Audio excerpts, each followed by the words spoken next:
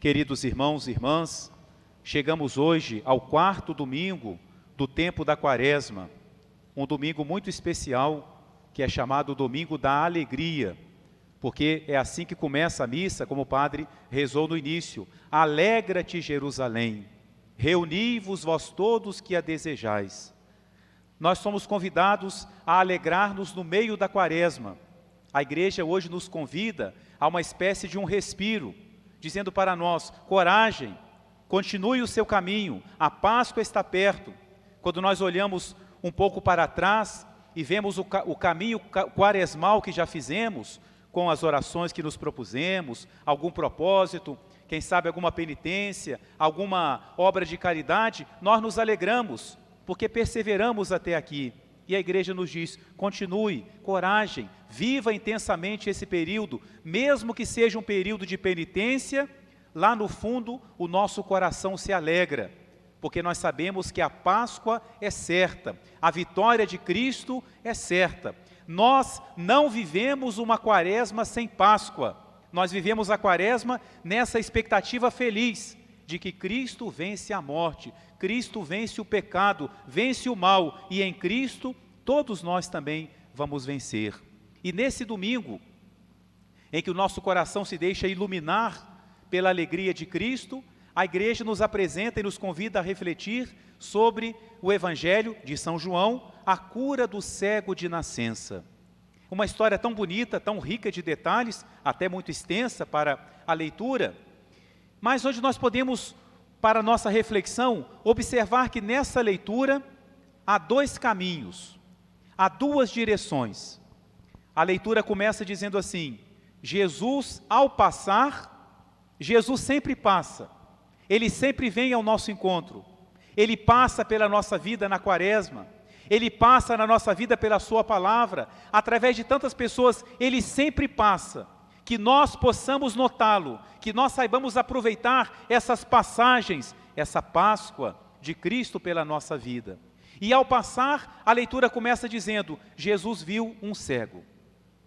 E a leitura termina dizendo assim, os fariseus dizendo: quer dizer que nós nos tornamos cegos. É isso que o Evangelho nos mostra hoje, o percurso desse pobre homem cego, que aos poucos vai recuperando a sua visão, não só a visão física, mas ele consegue ser iluminado por Cristo.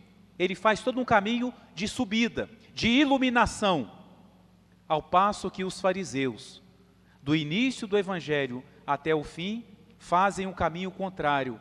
Eles vão se fechando, vão se entregando às trevas, até o ponto que eles mesmos dizem: quer dizer que nós nos tornamos cegos. E Jesus fala para eles: se vocês fossem cegos, não teriam culpa, mas como vocês enxergam, o vosso pecado permanece.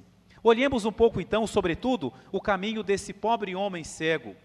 Jesus vê que ele era cego, e não acontece hoje, como em outras curas que Jesus realiza, onde alguém pede, como aqueles dois cegos que gritavam à beira do caminho: Jesus, filho de Davi, tem piedade de nós, como o leproso, como tantos outros que gritaram, que clamaram e alcançaram de Jesus a cura. Hoje não, o cego não chega a pedir, Jesus diretamente lhe dá a cura. E Jesus faz isso para nos lembrar que os dons de Deus, as graças de Deus vêm a nós sem que nós mereçamos. Deus nos dá muitas coisas que nós nem sequer pedimos, mas o seu coração é tão bom, tão compassivo, que ele se adianta e cura aquele homem. Mas por outro lado, Jesus faz vamos falar assim, todo um ritual. Ele poderia simplesmente dizer: você agora vai enxergar, mas não.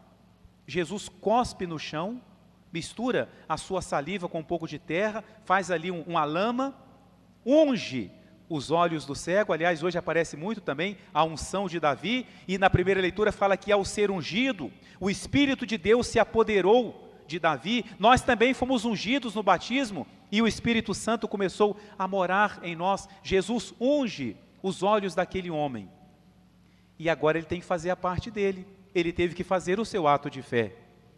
Ele cego, Jesus fala: vai, até a piscina de Siloé. Siloé quer dizer enviado, porque Jesus é o enviado do Pai. Vai até a piscina, lá você vai lavar os seus olhos e você vai enxergar.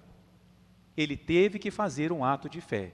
Ele teve que ir cego, talvez conduzido por alguém, teve que lavar os seus olhos, teve que fazer o que Cristo pediu e recuperou a vista.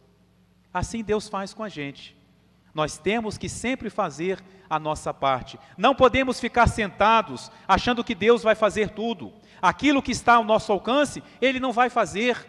Temos que mostrar também, por mais que os dons de Deus sejam sempre gratuitos, é sempre dom, graça, mas Deus sempre pede a nossa parte, que mostremos a nossa boa vontade. Mas, por outro lado, se agora ele recuperou a visão corporal, ainda faltava o principal, que era fazer com que ele enxergasse quem é Jesus. E se nós olharmos no texto, existe uma gradualidade. Primeiro ele se refere a Jesus, aquele homem que me abriu os olhos. Depois, mais adiante, ele vai falar, ele é um profeta. Nesse diálogo ardente com os fariseus, ele é um profeta. Depois, mais adiante, ele vai falar, ele vem de Deus.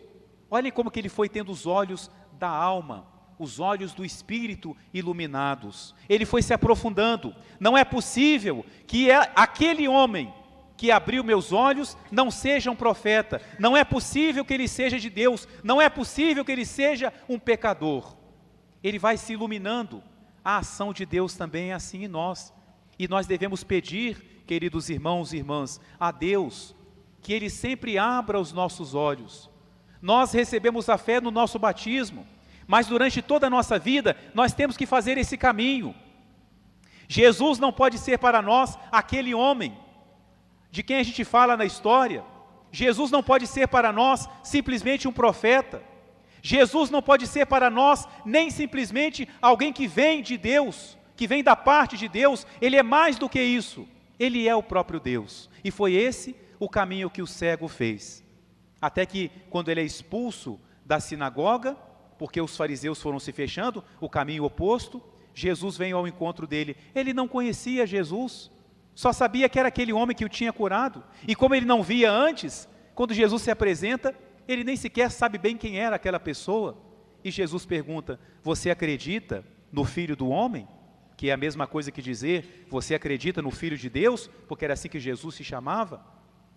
E aquele homem que tinha um coração bom, pergunta, quem é ele, Senhor, para que eu acredite? Porque ele já acreditava em Jesus, sem saber que era ele. Quem Jesus dissesse que era o Filho de Deus, ele acreditaria.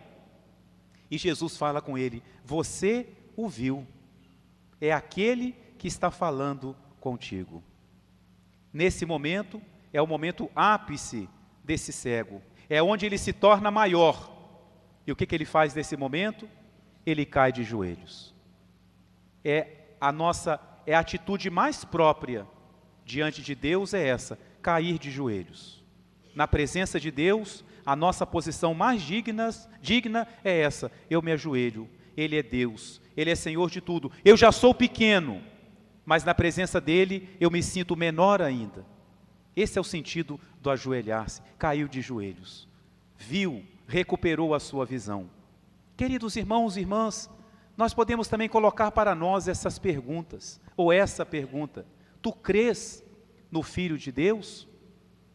Eu vou responder a essa pergunta com a minha vida, com a minha atitude. A maneira como eu trato Jesus vai ser a resposta a essa pergunta. Tu crês no Filho de Deus? Eu creio, e cremos, por isso estamos aqui. E quem é o Filho de Deus para você? O que é que ele representa na sua vida? É simplesmente aquele homem? É simplesmente um profeta? Ou é mais do que isso? Para o ceguinho, Jesus era aquele que lhe abriu os olhos. O que é que Jesus fez por mim? O que é que Ele fez por você que nós não podemos esquecer? Jesus é aquele que me salvou. Jesus é aquele que também abriu os meus olhos. Jesus é aquele que me ama. Jesus é aquele que não fica distante, mas que fica perto, fica presente na Eucaristia. Daqui a pouco Ele vai estar sobre o altar. Qual é a minha atitude diante dEle? Reconhecendo que Ele é o Filho de Deus? Dependendo da atitude que eu tenho com Jesus, Ele pode me fazer a pergunta: você crê no Filho de Deus? Você realmente crê? Nós queremos dizer para ele: sim, Senhor, nós cremos. Nós não queremos fazer o caminho oposto dos fariseus, que à medida que o milagre vai ficando mais evidente, e eles não têm mais como negar que Jesus realmente curou aquele homem, eles expulsam da sinagoga o homem curado, para não ver mais a evidência do milagre. E é aí que Jesus fala para eles: se vocês fossem cegos, vocês não teriam pecado, mas como vocês veem, o pecado permanece. Que palavra dura! Que Jesus nos livre da cegueira espiritual, que pelo contrário, Ele sempre toque os nossos olhos, Ele sempre nos ilumine, que nós deixemos a luz de Cristo nos transformar. A Páscoa está perto, daqui a pouquinho, daqui a alguns dias praticamente, semanas, vamos celebrar a paixão de Cristo. Ao olhar para Cristo na cruz, e Ele pode nos perguntar: tu crês no Filho de Deus? Nós queremos ter uma resposta pronta, não só nos lábios, mas sobretudo no coração e na vida. Sim, Senhor, eu creio que Tu és o Cristo, o Filho do Deus vivo, que vieste a esse mundo como nosso Salvador. Amém.